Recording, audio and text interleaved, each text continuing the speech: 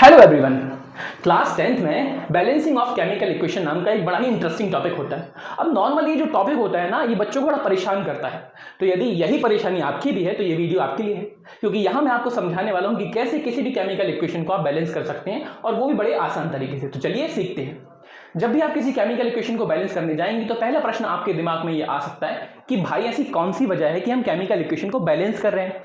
तो देखो, आंसर है कंजर्वेशन ऑफ मास। अब ये क्या कहता है? ये कहता है जितना भी मास रिएक्टेंट साइड यानी कि रिएक्शन से पहले वाला है, वही सेम मास रिएक्शन के बाद यानी कि प्रोडक्ट साइड में होना चाहिए। और ये तो हमारी आम जिंदगी में भी होता है।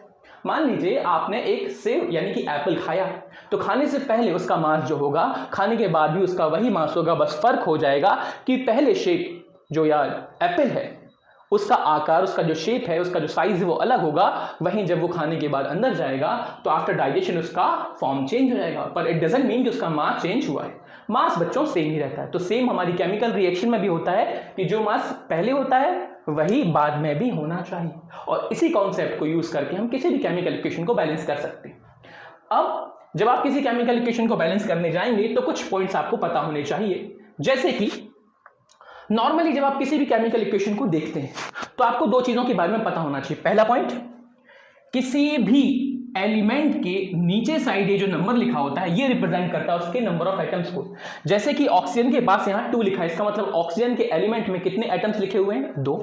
वहीं यदि आप कार्बन के पास देखेंगे, क्या कार्बन के आजू बाजू कोई, आजू बाजू नहीं, राइट साइड में नीचे कोई नंबर लिखा हुआ है? नहीं ना। और यदि कोई नंबर नहीं लिखा होता है तो हम मान लेते हैं कि यहाँ 1 लिखा हुआ है। करेक्ट? जैसे मैथ्स में कुछ इंटू वगैरह नहीं होता तो हम मानते ना कि कुछ नहीं है, इसका मतलब 1 है।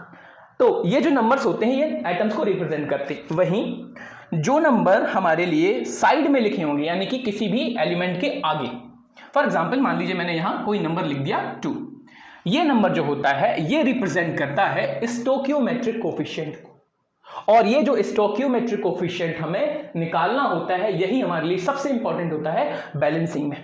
तो बस अब यदि इन दोनों पॉइंट्स को आप समझ गए हैं तो हम शुरू करते हैं बैलेंसिंग ऑफ केमिकल इक्वेशन। मैं आपको एक छोटा सा सिंपल एग्जांपल देता हूं, उसके बाद एक थोड़ा बढ़िया एग्जांपल भी हम करने वाले हैं। ठीक है बच्चों, चलिए शुरू करते हैं। अब जब आप किसी केमिकल इक्वेशन को देखेंगे तो आपको उसकी बैलेंसिंग करने के लिए कुछ स्टेप्स को फॉलो करना है। पहला स्टेप क्या है? पहला स्टेप ये है कि आप बैलेंसिंग ऑफ केमिकल इक्वेशन में आगे यानी कि उनके जो स्टोकियोमेट्रिक कोफिशिएंट है उनको लिख दीजिए। चलिए हम यहां लिख देते हैं इनके कोफिशिएंट x, y और z। मान लीजिए मैंने यहां बोल दिया x, ये y हो गया और ये z हो गया। क्लियर?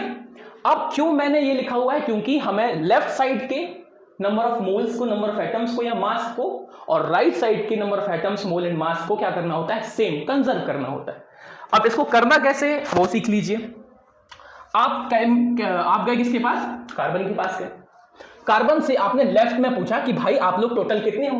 तो कार्बन ने बोला मेरे पास नीचे लिखा हुआ है 1 और आगे लिखा हुआ है x, यानी कि मैं लेफ्ट में टोटल हूं कितना? 1 into x। आपको नंबर ऑफ एटम्स और कोफिशिएंट का इंटू करना होता है सो दैट आपके पास टोटल कार्बन एलिमेंट्स का नंबर आ जाए। क्लियर? जब मैंने यही चीज कार्बन से राइट में पूछी तो कार्बन ने बोला कि भाई साहब यहां मेरे पास टोटल कितने एलिमेंट्स हैं मेरे? तो कुछ नहीं का मतलब 1, और आगे क्या लिखा हुआ है? z। तो आपने 1 into z लिख लिया, यानी कि लेफ्ट में 1x है और राइट में 1z है। ठीक है। फिर मैंने ऑक्सीजन से पूछा। अब क्योंकि 2 ही एलिमेंट है तो 2 ही लोगों से पूछ सकता हूं ना। जब मैंने ऑक्सीजन से पूछा कि लेफ्ट में आप कितने हो, तो ऑक्सीजन ने बोला कि मेरे नीचे जो नंबर लिखा हुआ है वो 2 है और आगे मेरे पास y लिखा हुआ है। इसका मतलब हम टोटल कितने हैं? हम टोटल लेफ्ट में हैं 2y। वहीं राइट में जब मैंने ऑक्सीजन से पूछा तो राइट में ऑक्सीजन ने बोला कि यहां तो मेरे पास केवल 1 ही है और आगे z लिखा हुआ है, यानी कि टोटल मेरे पास राइट में 1z है। सबसे पहला काम आपने ये करना है। ठीक है, ये बात तो आप समझ गए होंगे, हाँ या ना? अरे ये तो गोल हो गया, कोई बात नहीं, हम इसको दोबारा लिख लेंगे, इसमें कोई दिक्कत की बात तो है नहीं। फटाफट से हम कार्बन से फिर से पूछ लेते हैं कि कार्बन भैया आप कितने हो? कार्बन ने बोला हम लेफ्ट में कितने हैं? हम लेफ्ट में जो है वो 1x है। वहीं जो राइट में कार्बन थे वो कितने थे बच्चों? 1z थे। ठीक है, अभी मैं दोबारा लिख दूंगा, आपको समझ में भी आ जाएगा। जब मैंने ऑक्सीजन से पूछा था कि आप लेफ्ट में कितने हो, तो उसने बोला था 2y हैं, और राइट में कितने हैं तो उसने बोल दिया था 1z है। कैसे लिखा था हमने आगे लिखा था यहाँ x, यहाँ लिखा था y और यहाँ लिख दिया था हमने z। इस तरीके से हमने निकाला। नाउ द पॉइंट इज कि अब क्या करना है, ये तो हम कर भी सकते हैं। अब आपको एक रूल फॉलो करना है और वो रूल ये कहता है कि जो भी नंबर आपको सबसे बड़ा दिख रहा है, जैसे कि इस पूरे इक्वेशन में या इस पूरे सिस्टम में आपको सबसे बड़ा नंबर कौन सा दिख रहा है, आपको जो सबसे बड़ा नंबर दिख रहा होगा वो दिख रहा होगा नंबर 2, करेक्ट। अब नंबर 2 के साथ में जो भी बैठा है, नंबर 2 की बात नहीं, कोई भी जो बड़ा नंबर होगा उसके साथ, अब यहां क्योंकि बड़ा नंबर 2 है उसके साथ y बैठा है, तो आपने सिंपली y को मान लेना है 1। ये आपको सिस्टम फॉलो करना है। अब जैसे ही आप y को 1 बोलोगे तो होगा यूं, y के 1 बोलने के चक्कर में z की वैल्यू कितनी आ जाएगी बच्चों, z की वैल्यू आ जाएगी 2 इंटू वाई, यानी कि 2 into 1 is equals to 2। z की वैल्यू कितनी आ गई, 2 आ गई। अब z जो है वो x के इक्वल है, 1x is equal to 1z। इसका मतलब मैं बोल सकता हूं कि x की वैल्यू भी कितनी आ गई, 2। क्या ये कह सकते हैं ना। अब बस आपको इन x y z की वैल्यू ऊपर पुट कर देनी है। अब जैसे ही आप इन x y z की वैल्यू पुट करेंगे तो आपको क्या मिल जाएगी, आपकी बैलेंस्ड केमिकल इक्वेशन। तो फटाफट से हम x y z की वैल्यू पुट कर देते हैं। x की वैल्यू 2 थी, y की वैल्यू 1 है और z की वैल्यू कितनी है बच्चों, 2 है। अब ये हमारी जो बैलेंस्ड इक्वेशन आपके सामने है, इसको हम क्रॉस वेरीफाई भी कर लेते हैं। कैसे क्रॉस वेरीफाई करेंगे, तो बड़ा सिंपल है ये भी। कार्बन के टोटल एलिमेंट्स आपको कितने दिख रहे हैं, 2 ना। राइट में भी देखिए कितने हैं, 2। ऑक्सीजन के टोटल लेफ्ट में कितने एलिमेंट्स हैं, 2। आगे तो 1 है, 2 इंटू 1 करेंगे तो 2 आ जाएगा, और राइट में भी कितने हैं, 2। इसका मतलब हमारी बैलेंस इक्वेशन बिल्कुल सही तरीके से की जा चुकी है। अब एक चीज और याद रखिएगा, जब आप किसी केमिकल इक्वेशन को बैलेंस नहीं करते, यानी कि किसी केमिकल इक्वेशन को आप अनबैलेंस्ड स्थिति में देखते हैं, तो उसे हम स्केलेटल इक्वेशन या स्केलेटल इक्वेशन कहते हैं। ठीक है, तो फटाफट से आप इसको नोट भी कर सकते हैं, प्रैक्टिस भी कर सकते हैं। और अब हम एक नया एग्जांपल भी सीखेंगे जो कि थोड़ा सा कंपैरेटिवली बड़ा है। ये तो मैंने आपको एक आसान सिस्टम बताया था, ठीक है, याद रहेगा। चलो अब हम फटाफट से एक दूसरा एग्जांपल लेते हैं, लेकिन करने का तरीका बिल्कुल सेम रहने वाला है और यही आपका एग्जाम में काम भी आएगा। अब देखिए आपके सामने मैंने एक इक्वेशन रख दी, PCl5H2H3PO4HCl।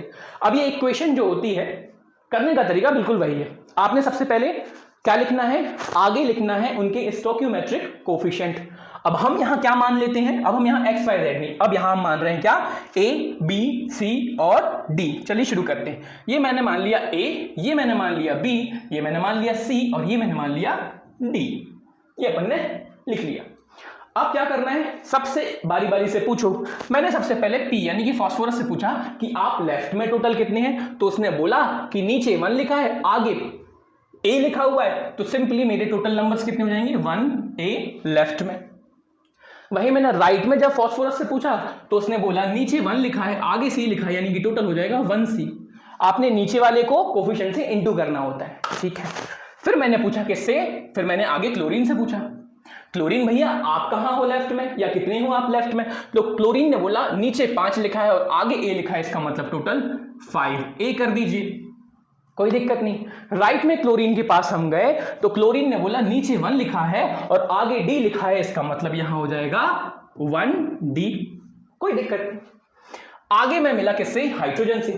अब जब मैं हाइड्रोजन से मिला तो हाइड्रोजन से मैंने पूछा कि भैया आप लेफ्ट में कितने हो, तो उसने बोला मेरे पास जो नंबर है वो टोटल 2 है और आगे B है, इसका मतलब 2B लिख लीजिए। वहीं जब मैंने हाइड्रोजन को राइट में देखा बच्चों, तो ध्यान से देखिएगा, हाइड्रोजन 2 जगह है, यहां भी है और यहां भी है, और आपको टोटल लिखना होता है। तो सिंपली आपने क्या किया, इन दोनों को इंटू किया, यानी कि 3C, और यहां वाले हाइड्रोजन को भी इंटू कर दिया, यानी कि 1D।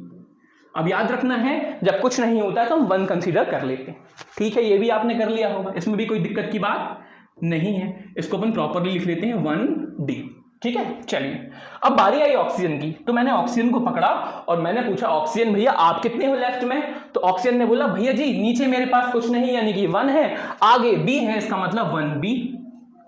क्या राइट में ऑक्सीजन गिन सकते हैं, बिल्कुल गिन सकते हैं। नीचे नंबर 4 है, आगे C लिखा हुआ है, इसका मतलब आगे लिख लिया आपने 4C। सबसे पहला काम आपने ये करना है। अब क्योंकि मैं भी आपको समझा रहा हूं इसलिए थोड़ा सा वक्त लगता है, लेकिन जब आप इसी क्वेश्चन को खुद से करेंगे तो बहुत ही जल्दी हो जाता है। अब हमारा रूल क्या कहता है, हमारा रूल सिंपल सा कहता है कि सबसे बड़ा नंबर खोजो। सबसे बड़ा नंबर जो मुझे यहां नजर आ रहा है वो नजर आ रहा है 5, और मैंने अभी आपको क्या बताया, जो सबसे बड़ा नंबर होता है उसके साथ वाले कोफिशिएंट को आपको 1 मान लेना है, सिंपल। जैसे ही आप उसे 1 मानेंगे, बाकी सारे लोग अपने आप खुद को एडजस्ट कर लेते हैं और आपका आंसर आ जाएगा। तो आपने इस बड़े नंबर के पास जो A लिखा है उसको बोल दिया 1, अब क्योंकि मैंने A को 1 बोला है तो ऑटोमेटिकली C भी क्या आ जाएगा बच्चों, 1 आ जाएगा ना, क्योंकि 1A is equals to 1C। अब ध्यान से देखिए इस इक्वेशन को देखते हैं।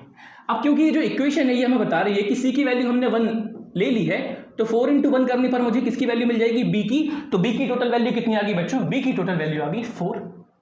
सिंपल।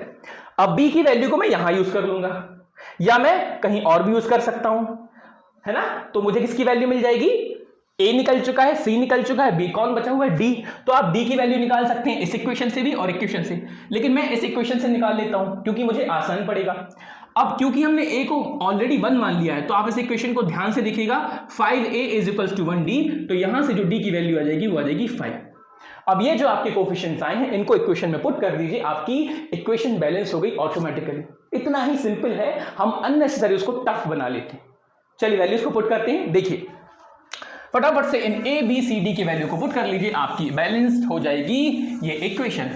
आप बताइए मुझे कितनी है हमारी A की वैल्यू, तो ध्यान से देखने पर आपको समझ में आएगा A की जो वैल्यू आपके सामने नजर आ रही है वो 1 है, तो मैंने यहां 1 लिख दिया।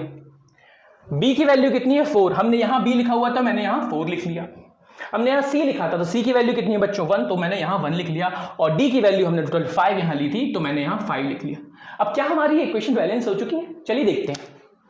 टोटल फास्फोरस की वैल्यू कितनी है, फास्फोरस की टोटल वैल्यू लेफ्ट में 1 है और राइट में भी देखिए फास्फोरस की वैल्यू 1 ही आ रही है, 1 नीचे आगे 1, इसका मतलब टोटल 1। क्लोरीन की टोटल वैल्यू कितनी आ रही है लेफ्ट में, क्लोरीन की टोटल वैल्यू 5 है क्योंकि नीचे 5 है और 1 का इंटू है तो टोटल 5। राइट में भी देखिए आप क्लोरीन की टोटल वैल्यू कितनी आ रही है बच्चों, 5 ही आ रही है ना, इसका मतलब राइट और लेफ्ट दोनों में ही क्लोरीन, राइट और लेफ्ट दोनों में ही क्लोरीन 5 है।